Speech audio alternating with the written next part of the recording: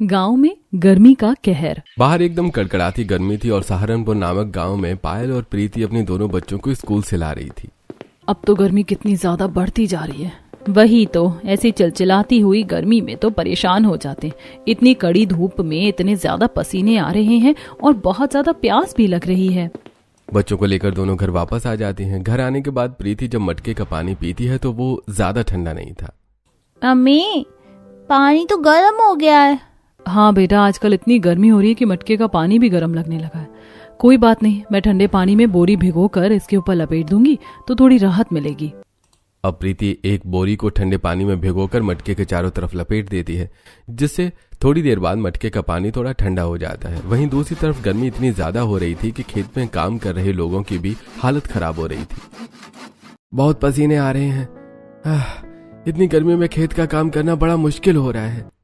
बिल्कुल सही कहा। सिर पर कपड़ा बांधा है लेकिन फिर भी उतनी राहत नहीं मिल रही है। अरे मेरे पास एक आइडिया है। अब पवन अपना गमछा लेता है और उसको पानी में अच्छे से गीला करके थोड़ा सा निचोड़ देता है। उसके बाद वो उसे सिर पर अच्छे से बांध लेता है और सिर को कवर कर लेता है। देखो तो, पहले सिर्फ कपड़ा बांधने से हल्की फुल्की राहत मिल रही थी, लेकिन अब इतनी गर्मी नहीं लग रही है और सिर में भी थोड़ी सी ठंडक महसूस हो रही है। पवन को देखकर रोहन और रजत भी ऐसा ही करते हैं, जिसके बाद उन्हें थोड़ा सा ठीक लगता है। अब थोड़ा ठीक लग रहा है, वरना गर्मी के मारे तो सिर बिल्कुल तप रहा था। चलो थोड़ा पानी पीकर फिर से काम शुरू करते हैं। इतनी गर्मी में तो प्यास भी बार बार लगती है। गर्मी में गांव वालों का बुरा हाल था और शाम को तो घर के अंदर और भी ज्यादा तपन हो रही थी। इसीलिए घर की सारी महिलाएं शाम को टहलने के लिए बाहर आ जाती हैं। एक पेड़ की छांव के नीचे महिलाओं की बैठक हो रही थी, जिसमें सभी महिलाएं अपने हाथ पंखे से हवा कर रही थी। बिना पंखा हिलाए तो काम ही नहीं चलता। एक तो हमारे गांव में बिजली भी नहीं रहती, वही तो अब घर में भी तो उमस और घुटन होने लगी है। ऐसे में तो खुली और ठंडी हवा ही चाहिए होती है। हाँ, वो तो शुक्र है कि हम सबके मिट्टी के घर हैं तो थोड़ी राहत मिलती है, वरना तो पता नहीं गर्मी का कितना ही कहर हो जाता। अभी भी गर्मी अपना कुछ कम कहर नहीं बरसा रही है। मैं तो घर में पानी छिड़क कर आई हूँ। मिट्टी थोड़ी गीली और ठंडी हो जाएगी, इसके बाद थोड़ी गर्मी में राहत मिलेगी। हाँ, मैंने भी छत पर पानी डाल दिया, जो सारा गर्मी का भपका है वो निकल जाएगा। फिर रात को सोते समय उतनी गर्मी नहीं लगेगी। इस तरह महिलाएं भी सिर्फ गर्मी के बारे में बात कर रही थी, लेकिन जिस भी घर के अंदर चूल्हा था, उन्हें तो खाना बनाने में और ज्यादा परेशानी हो रही थी। नेहा अपने घर में चूल्हे पर खाना बना रही थी और उसे बहुत ज्यादा पसीना आ रहा था। हे भगवान, चूल्हे पर खाना बना बना कर बड़ी ही परेशानी हो रही है। एक तो हमारा चूल्हा भी घर के अंदर है, गर्मी के मारे बिल्कुल आग बबूला हो रही हूँ मैं भी। वहीं दूसरी तरफ सीमा के घर में भी यही हाल था। आज तो मैंने चावल बना दिए, मेरे बस की नहीं है चूल्हे पर इतनी देर तक रोटियां बनाना। कल बाहर ईंट का चूल्हा बनाकर कल से बाहर ही खाना बनाऊंगी, वरना अंदर तो मेरी ही भुज्जी बन जाएगी। गर्मी से सभी का हाल बेहाल हो रहा था। हर कोई गर्मी से परेशान था। गांव में सभी रात को खाना खाकर थोड़ी देर नीचे सोते हैं, लेकिन आधी रात में लाइट जाने पर सभी लोग चटाई लेकर ऊपर छत पर पहुंच जाते हैं। पूरा गांव लाइट जाने की वजह से छत पर सोने के लिए आ गया था। बताओ, लाइट भी जानी जरूरी होती है क्या इतनी गर्मी में? आधी रात को आधी नींद में उठकर आना पड़ता है।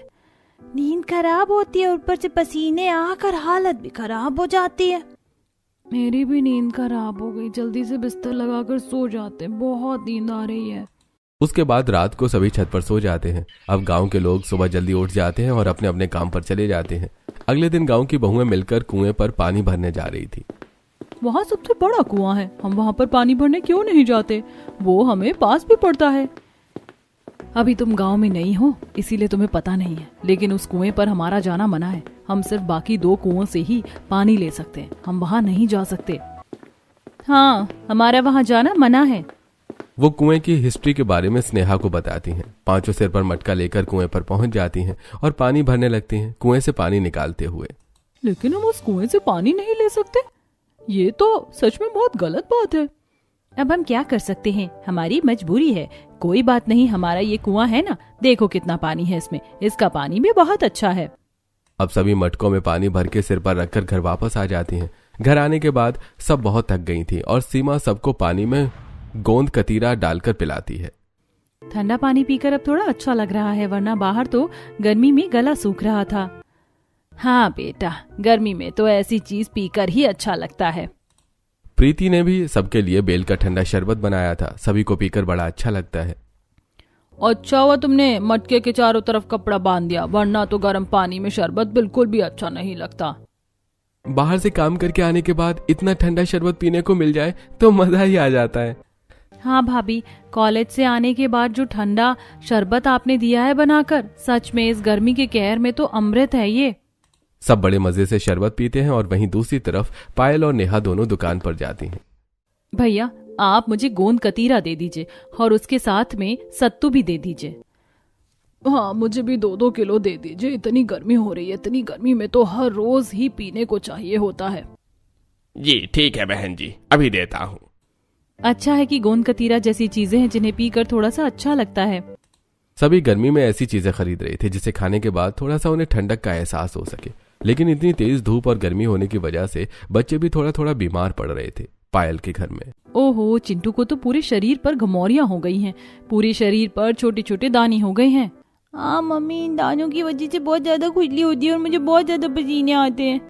हाँ बेटा तुम चिंता मत करो, मैं अभी तुम्हें थोड़ा पाउडर लगा देती हूँ, उसके बाद तुम्हें डॉक्टर के पास लेकर जाऊंगी। पायल चिंटू के ऊपर बहुत सारा पाउडर लगा देती है ताकि उसे गर्मी से थोड़ी राहत मिल सके। बच्चे भी गर्मी में इतना परेशान होते थे कि घर में रहने से उन्हें गर्मी लगती थी और बाहर खेलने जाते थे तो भी उन्हें गर्मी लगती। शाम के 5 बज गए, अभी भी कितनी ज्यादा गर्मी है।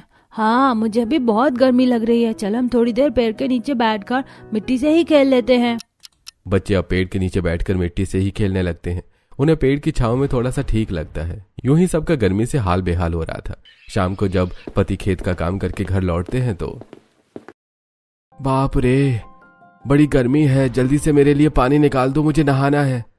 अरे मेरा भी गर्मी की वजह से जी मचल रहा है, मुझे भी नहाना है। प्रीति दोनों के लिए मिट्टी के बने अंडरग्राउंड टंकी से पानी निकाल देती है। उन्होंने मिट्टी खोदकर उसमें एक टंकी लगाई हुई थी। ऐसा इसलिए किया था ताकि पानी ठंडा रह सके। वहीं दूसरी तरफ दूसरे घरों में भी ऐसा ही था। इतनी गर्मी लग रही है, जल्दी से मुझे पानी दो, मुझे नहाना है। हाँ बेटा जल्दी नहा ले, मैं भी पसीने से तरबतर हो चुकी हूँ, मुझे भी नहाना है। ठंडे पानी से नहाकर ही थोड़ा सा आराम मिलेगा। हाँ आप दोनों जल्दी नहा लीजिए, उसके बाद मैं भी नहा लूंगी। चूल्हे पर रोटी बनाकर मुझे और पसीना आ रहा है।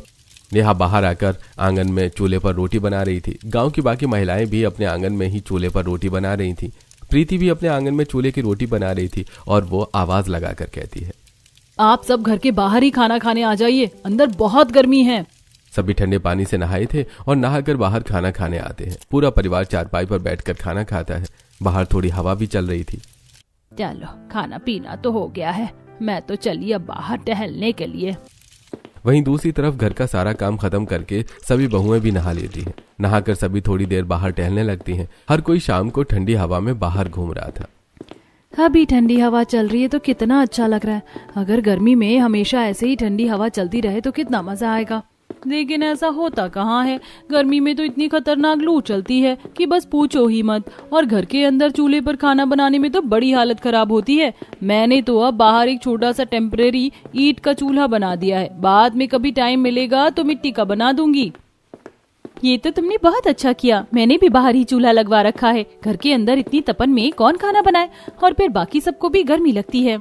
रात को छत पर सोने में भी कई बार तो इतनी गर्म हवा चलती है कि ऊपर सोने का मन नहीं करता, और नीचे लाइट नहीं होती तो वैसे ही उमस होती है।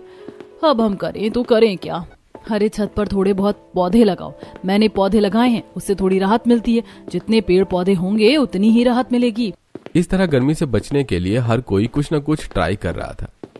सभी ने छत पर बहुत सारे पौधे लगाए थे ताकि उन्हें थोड़ा बहुत गर्मी से राहत मिल सके।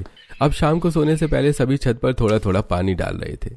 अरे सरला, थोड़ा ठंडा पानी डाल, तब ज्यादा अच्छा लगेगा। फिलहाल तो ठंडा पानी पीने को नसीब हो जाए वही बहुत बड़ी बात है।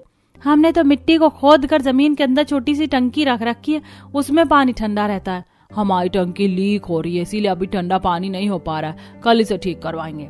ऐसे तो काम नहीं चलेगा, नहाने के लिए भी ठंडा पानी चाहिए और तभी जाकर थोड़ा सा राहत मिलती है। हाँ, वरना तो इस गर्मी ने हमारा जीना हराम कर रखा है। सभी छत पर पानी डालते हुए बात कर रही थी और रात को लाइट जाने के बाद पूरा गांव छत पर आकर सोने लगता है। छत पर पानी डालने के बाद भी उन्हें थोड़ी सी राहत मिलती थी। अगले दिन घर के बुजुर्ग खेत से काम करने के बाद एक ठेले पर गर्मी में बेल का शरबत पी रहे थे। अरे भाई ओ हो, शरबत पीकर तो मजा ही आ गया। अरे हाँ भाई बिल्कुल, शरबत तो वाकई बहुत ही स्वादिष्ट है भाई, इसमें थोड़ी और बर्फ डाल दो, इसके बाद शरबत पीने में ज्यादा मजा आ जाएगा। तीनों ठेले पर बेल का शरबत पी रहे थे। भाई हाँ, बर्फ डालने के बाद तो और भी अच्छा लग रहा है। चलो अब घर चलते हैं, घर जाकर ठंडे ठंडे पानी से नहाकर मजा आ जाएगा। तीनों वापस अपने घर आ जाते हैं, नेहा के घर में। बेटा लो, तुमने छाछ मंगवाई थी ना, इसमें जीरा कूट कर डाल देना और खाने के साथ यही देना, मजा आ जाएगा। जी ठीक है पापा जी। अब सब खाने के साथ छाछ पी रहे थे। अभी तक तो सब किसी न किसी तरह गर्मी से बचने की कोशिश कर रहे थे, लेकिन अब उनके लिए सबसे बड़ी मुसीबत आने वाली थी। एक दिन कुछ बहुएं मिलकर कुएं पर पानी भरने जाती हैं। सब अपना मुंह अच्छे से ढक लो, नहीं तो गर्मी के मारे हालत खराब हो जाएगी। पांचों बहू मुंह ढककर सूरज की गर्मी से बचने के लिए कुएं पर पानी भरने जाती हैं। थोड़ी देर बाद वो मटका लेकर कुएं पर पहुंच जाती हैं। वो कुएं से पानी निकाल रही थी, लेकिन आधी आधी बाल्टी ही पानी निकल रहा था। आज हर बार कुएं से इतना कम पानी क्यों निकल रहा है? कहीं ऐसा तो नहीं कि... प्रीति के इतना बोलते ही सब बहुत ज्यादा घबरा जाती हैं। नहीं, ऐसा नहीं होना चाहिए, क्योंकि पिछले साल भी ऐसा कुछ नहीं हुआ था, इस बार भी ऐसा कुछ नहीं होना चाहिए। लेकिन सब कुछ हमारी नजरों के आगे ही है। इस कुएं का पानी बहुत कम हो गया है और हम हमेशा यहीं से पानी लेकर जाते थे। अगर इस कुएं का पानी कम हो जाएगा तो हम क्या करेंगे? इतनी गर्मी में हम सब कुछ पानी से ही करते हैं और गर्मी से बचने का इलाज सिर्फ पानी ही है। कुएं का पानी नहीं सूखना चाहिए। वैसे हमारे गांव में तो अभी 1-2 कुएं और हैं, बस सभी में पानी बचा रहे, वरना गर्मी के कहर में जीना मुश्किल हो जाएगा। उसके बाद पांचों जैसे तैसे करके उस कुएं से बार बार पानी निकालकर मटके में पानी भर के घर वापस आ जाती हैं। लेकिन अगले दिन जब वो वहां दोबारा पानी भरने जाती है तो कुएं का पानी पूरी तरह से सूख गया था। इस कुएं से तो पानी नहीं निकल रहा, और यही एक इकलौता कुआं था जिसके अंदर सबसे ज्यादा पानी होता था। कोई बात नहीं, हमें अभी दूसरे कुएं पर जाकर एक बार चेक कर लेना चाहिए। इस तरह हार मानने से कुछ नहीं होगा। उसके बाद सभी गांव की महिलाएं मिलकर दूसरे कुएं पर जाती हैं, लेकिन वहां कुआं भी सूख चुका था और उसमें अभी पानी की एक बूंद तक नहीं थी। ये देखकर सभी लोग बहुत परेशान हो जाते हैं। अब तो सच में डरने वाली बात है। अगर पीने का पानी नहीं होगा तो हमारे लिए गर्मी का कहर बर्दाश्त करना तो दूर की बात है, हम जिंदा कैसे रहेंगे? उसके बाद सभी घर वापस आते हैं और सभी ये बात अपने अपने परिवार वालों को बताते हैं। शाम को पेड़ के नीचे सभी गांव वालों की बैठक होती है, जहां पर गांव के सभी सदस्य इकट्ठा होते हैं। हर कोई इसी बात पर चर्चा कर रहा था, क्योंकि अब यह बहुत ही जरूरी विषय बन गया था। हम सभी को कुछ करना होगा, हमारे गांव के दोनों कुएं सूख गए हैं। हाँ, हमें सरपंच जी के पास चलना चाहिए। गांव में सिर्फ एक कुआं बचा है, अब हमारे पास वहां से पानी लेने के अलावा और कोई रास्ता नहीं है। लेकिन काका, उस कुएं से पानी लेना तो हमारा मना है। लेकिन इस समय गांव के ऊपर बहुत बड़ी समस्या है। हमारे कुएं का पानी सूख गया है तो हमें कुछ तो करना ही होगा, वरना पूरे गांव वाले प्यास से मर जाएंगे। उसके बाद सब सरपंच के पास जाते हैं और उन्हें अपनी समस्या बताते हैं। देखिए, यह सब आप लोग जानते हैं कि आप सभी का कुआं अलग था और वो कुआं गांव के सभी अमीर व्यक्तियों का है। आप सब वहां से पानी नहीं ले सकते। सरपंच की बात सुनकर गांव वाले भड़क जाते हैं। अरे ऐसे कैसे नहीं ले सकते? अरे गांव के अमीर लोगों ने क्या गांव के कुएं को खरीद लिया है? और खरीदा है तो किससे खरीदा है? ऐसी चीजों को कभी खरीदा नहीं जा सकता। अरे ये तो बहुत समय से चला आ रहा है भाई। अरे भैया, किसी से हमसे पूछ कर ये सब शुरू नहीं किया था, बल्कि अपनी मनमर्जी हम पर थोपी गई है। हम इस बात को नहीं मानेंगे, हम इस बात का खंडन करते हैं। अब तो पूरे गांव के ऊपर मुसीबत है, तो अब तो आपको समझना चाहिए। बिल्कुल सही कहा, मुसीबत के समय तो पूरे गांव को एक साथ एक दूसरे का साथ देना चाहिए। हाँ, सिर्फ अमीर होने की वजह से हम गांव की इतनी अहम चीज को इस तरह बांट नहीं सकते। बिल्कुल, आप उन्हें यहाँ बुलाइए, हम अभी उनसे मीटिंग करना चाहेंगे। सरपंच गांव के जाने माने अमीर व्यक्ति को बुलाता है, जिन्होंने उस कुएं पर कब्जा किया था, और गांव का दूसरा आम व्यक्ति उस कुएं से पानी नहीं ले सकता था। तब वहां पर गांव के कुछ अमीर सेठ आते हैं और सरपंच के सामने बैठक होती है। सब लोग अपनी समस्या बताते हैं, लेकिन फिर भी देखो भाई, हमने आपकी बात सुन ली, लेकिन ऐसा नहीं हो सकता। जो गांव का कानून इतने सालों से चलता आ रहा है वही चलेगा। हमने तो आपको 2 कुएं दे रखे थे और खुद हमने 1 कुआं लिया है, बस। आप ऐसा नहीं कर सकते। गांव का सबसे बड़ा कुआं आपके पास है। अभी कुछ भी हो, पूरा गांव मुसीबत में है। बेचारे बच्चे प्यास से तड़प रहे हैं। सभी गांव वाले इतनी गर्मी में प्यास से बिलख रहे हैं। आपको ऐसा नहीं करना चाहिए और इस समस्या का समाधान करना चाहिए। अरे भाई, हम इसमें कुछ नहीं कर सकते। इतना कहकर वो दोनों सेठ वहां से चले जाते हैं और सरपंच भी उनके पीछे पीछे चला जाता है, जिसकी वजह से पूरा गांव आक्रोश में था। अरे अब हमें कुछ करना होगा। हाँ बिल्कुल, इन्होंने हमारी मुसीबत के समय हमसे मुंह फेरा है, देखना एक दिन इन्हें हमारी जरूरत जरूर पड़ेगी। इस तरह सभी गांव वाले वहां से चले जाते हैं, लेकिन सबके घरों में बहुत कम पानी बचा था। मम्मी मुझे बहुत गर्मी लगी है, मुझे नहाना है। बेटा हमारे पास पानी नहीं है, थोड़ा बहुत पानी बचा है, उसे हमें पीने के लिए बचाना होगा। इस तरह सभी को पानी के बिना बहुत ज्यादा परेशानी हो रही थी। गांव में कुआं सब सूख रहा था और गांव में सूखा पड़ने की कगार आ गई थी। यहां तक कि इसकी वजह से फसलों पर भी प्रभाव पड़ रहा था। अरे 3 दिन से हमने खेत में पानी नहीं डाला, जिसकी वजह से हमारे खेत की फसल भी खराब होने को आ रही है। अगर पानी नहीं मिला तो हमारी फसल सूख जाएगी और हमारे पूरे साल की मेहनत खराब हो जाएगी। अरे अब तो पीने का पानी भी खत्म होने लगा है, हम क्या कर सकते हैं? मेरे पास एक आइडिया है। जो हमारे गांव के पीछे एक नमी वाली जगह है, जहां अक्सर ऐसा माना जाता है कि वहां पानी हो सकता है, हमें एक बार उस जगह को खोद कर देखना चाहिए। क्या पता वहां पर हमें पानी मिल जाए। लेकिन अगर वहां पानी नहीं मिला तो? इसका बाद में सोचेंगे, पहले कम से कम हमें कोशिश तो करनी चाहिए। कहते हैं ना, डूबते को तिनके का सहारा होता है। आज से पहले कभी उसकी जरूरत नहीं पड़ी, क्योंकि ऐसी परिस्थिति नहीं आई। उसके बाद गांव के सभी पुरुष वहां जाते हैं और उस जगह को खोदना शुरू करते हैं। काफी देर तक भी उन्हें कुछ नहीं मिलता। मुझे लग रहा है हमें अब रुक जाना चाहिए, मुझे नहीं लगता कुछ होगा। देखो, ऐसी चीज आसानी से नहीं मिल जाती है, हमें एक बार अच्छे से कोशिश करनी चाहिए। इतनी दूर तक आकर हम रुक नहीं सकते। उसके बाद काफी देर तक सभी और मेहनत करते हैं और जमीन को खोदते हैं। आखिरकार काफी नीचे तक जाने पर उन्हें थोड़ा बहुत पानी मिल जाता है। तब सभी गांव वाले वहां पर मटके लेकर आते हैं और पानी पीने के लिए घर लेकर जाते हैं। सभी पानी को देखकर इस्तेमाल कीजिए, यहाँ पर बहुत कम पानी है, सिर्फ कुछ दिन काम चलेगा। हाँ बिल्कुल, हमें पानी को अभी देखकर इस्तेमाल करना चाहिए। अब सूखे की वजह से गर्मी के कहर में सबकी हालत तो खराब हो रही थी, लेकिन सभी को पीने के लिए पानी मिल गया था। लेकिन बाकी चीजों में उनकी हालत बहुत बुरी थी। शाम को जब सभी बाहर टहल रहे थे तो नहाने के लिए पानी मिल रहा है, ना ही छत पर डालने के लिए। हाँ, कम से कम पहले नहा लेते थे तो थोड़ा शरीर और दिल को तसल्ली तो मिल जाती थी। अब तो उबलती हुई छत पर ही सोना पड़ता है। पहले कम से कम छत पर पानी डालते थे तो थोड़ी देर के लिए ठंडी तो हो जाती थी और उस पर सोने में अच्छा लगता था। वहीं बहुओं में छत पर पानी डालना तो दूर की बात है, नहाने के लिए भी पानी नहीं है। इतनी गर्मी में ठंडे पानी से नहाने के लिए तरस रही हूँ मैं।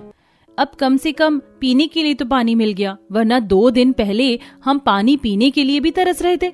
अब पता चल रहा है कि पानी का कितना महत्व है। पानी पिए बिना तो इंसान जिंदा भी नहीं रह सकता। इसीलिए तो हमें पानी ज्यादा बर्बाद नहीं करना चाहिए। हाँ, हमें थोड़ा पानी मिला, उसमें हमें खेतों की सिंचाई के लिए भी पानी चाहिए, वरना पूरे साल की मेहनत खराब हो जाएगी। अभी पानी नहीं है, फिर खाने को भी कुछ नहीं बचेगा। इसीलिए हमें कम पानी वेस्ट करना होगा और सिर्फ पानी पीने के लिए ही रखना होगा। एक तरफ गांव वालों ने कुछ समय के लिए तो हल निकाल लिया था, लेकिन यह लंबा हल नहीं था, क्योंकि वहां पर भी पानी का स्तर बहुत कम था। लेकिन अब जो गांव में दूसरा अमीरों का कुआं था वो भी सूख जाता है। पानी की कमी होने की वजह से वो अमीर सेठ गांव वालों के पास मदद मांगने आते हैं। हमारी मदद कीजिए, हमें पानी चाहिए, हमें बहुत प्यास लगी है। आपके पास तो आपका खुद का बड़ा कुआं था ना। आप लोगों ने ये कानून बनाया था कि वो कुआं आपका और बाकी सब हमारा, तो हम आपकी मदद नहीं कर सकते।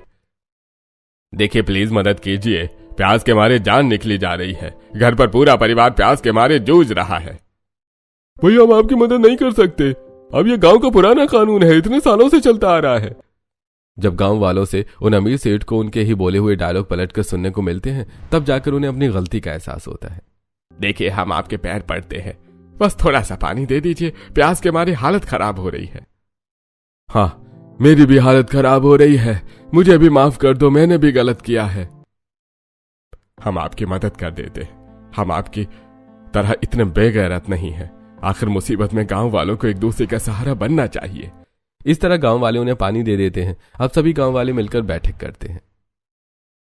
हमने आपको पानी दे दिया, लेकिन हमारे पास भी ज्यादा दिन के लिए पानी नहीं बचा है, हमें कुछ करना होगा। देखिए मुझे इस समय सिर्फ एक ही रास्ता नजर आ रहा है। हम दूसरे गांव के सरपंच से इस बारे में बात कर लेनी चाहिए। उन्होंने ही पूरे नदी का पानी हमारे गांव में आने से रोक रखा है। अरे भाई, इतने सालों से हमने कुछ नहीं कहा, क्योंकि हमारे पास भरपूर मात्रा में पानी था और कभी ऐसी समस्या नहीं हुई थी। लेकिन वो हमारे साथ गलत कर रहे हैं। पानी में बांध लगाकर उन्होंने पानी को हमारे गांव में आने से रोका हुआ है। आप बिल्कुल सही कह रहे हैं, उन्होंने लालच में ऐसा किया है, लेकिन अब समय आ गया है कि हमें उनसे इस बारे में बात करनी चाहिए क्योंकि उन्होंने जबरदस्ती ऐसा किया है। उसके बाद सहारनपुर गांव का सरपंच कुछ आदमियों के साथ दूसरे गांव के सरपंच से इस बारे में बात करता है। देखिए, हम ऐसा नहीं कर सकते, हम नदी का बांध नहीं हटाएंगे। लेकिन इस समय हमारे गांव में पानी की बहुत ज्यादा समस्या हो रही है और लोग पानी की कमी से तड़प रहे हैं। ऊपर से गर्मी का इतना कहर है कि बिना पानी के कुछ हो ही नहीं सकता। हमारे गांव में बड़ी समस्या आ गई है सूखे की। इतने साल हमने कुछ नहीं कहा, लेकिन ये गलत है, आपको कुछ करना होगा। देखिए भाई, हम कुछ नहीं कर सकते, जो इतने सालों से चलता आ रहा है हम उसे नहीं बदल सकते। और फिर आपके गांव में तो कुएं थे, हमारे गांव में कुएं कम है। कल को हमारे गांव में भी सूखा पड़ गया तो हम क्या करेंगे? अरे भाई ठीक है, तुम लोग ऐसे नहीं मानोगे, हमारे पास भी एक तरकीब है। इतना कहकर वो लोग वापस अपने गांव आ जाते हैं और गांव वापस आने के बाद वो लोग उस गांव का रास्ता अपने गांव में आने के लिए बंद कर देते हैं, जो कि शहर जाने का शॉर्टकट रास्ता था। एक दिन एक लड़का ट्रक लेकर उस रास्ते पर जा रहा था, लेकिन सहारनपुर गांव के लोग उसे रोक देते हैं। अरे तुम लोगों ने यह रास्ता क्यों बंद कर दिया? जिस तरह तुम लोगों ने हमारे गांव में पानी आने से रोका है, उस तरह हम तुम्हें अपने गांव से होते हुए शहर नहीं जाने देंगे। अरे भाई ऐसा मत करो, मुझे शहर में जरूरी सामान पहुंचाना है, वरना बहुत भारी नुकसान हो जाएगा। यही इकलौता रास्ता है शहर जाने का, वरना हमें बहुत ज्यादा लंबा रास्ता लेकर जाना होगा। देखिए, हम कुछ नहीं कर सकते। जैसे तुम लोगों ने जबरदस्ती पानी रोका है, अब हम भी अपनी मनमर्जी करेंगे। तुमने भी हमारी बात नहीं मानी। अब दूसरे गांव से जो भी लोग वहां से शहर जाने के लिए आते तो उन्हें रास्ता बंद होने की वजह से वापस मुड़ना पड़ता। इस तरह उन्हें बहुत ज्यादा परेशानी हो रही थी और वो बैठक करते हैं। हमें कुछ करना होगा सरपंच जी, वरना इस तरह तो हमारा बहुत ज्यादा नुकसान हो जाएगा। ये इकलौता रास्ता है शहर जाने का, बाकी रास्तों से तो 1-2 दिन का समय लगेगा। ऐसे में हम शहर में ना तो अपनी नौकरी कर पाएंगे, ना ही बच्चे वहां पढ़ने जा पाएंगे, और ना ही हम अपने व्यापार के लिए कहीं जा सकते हैं।